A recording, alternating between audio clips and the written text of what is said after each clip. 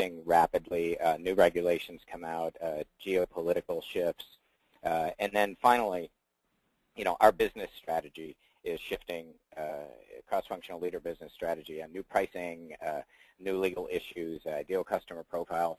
And, to give you an example of this, we were having dinner with an executive of a logistics and supply chain management firm about 2 months ago, and that morning we did a little research to find out what was going on in his field, and we saw an announcement that had just come out that his nearest competitor had tripled their international coverage. And we took a quick look at their P&L and saw that, over half of their revenue comes from their international channels. And so that night at dinner, we asked that executive, so, what does that mean? Did that competitor, were they far behind you and they just caught up or close to catching up, or they did catch up, or they just surpassed you?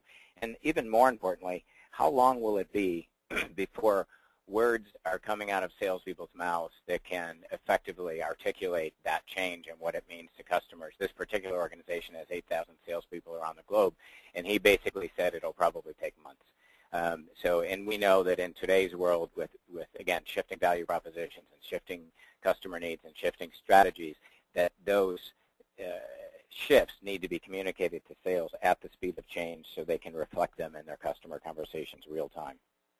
The second shift that a lot of us are aware of is what Google calls the B2B buyer digital revolution. And I think Forrester put out a report that says, buyers are now about 60 to 90% into their decision process by the time they contact us. They've done, their own diagnostic on their needs. They've taken a look at competitors' value, your value.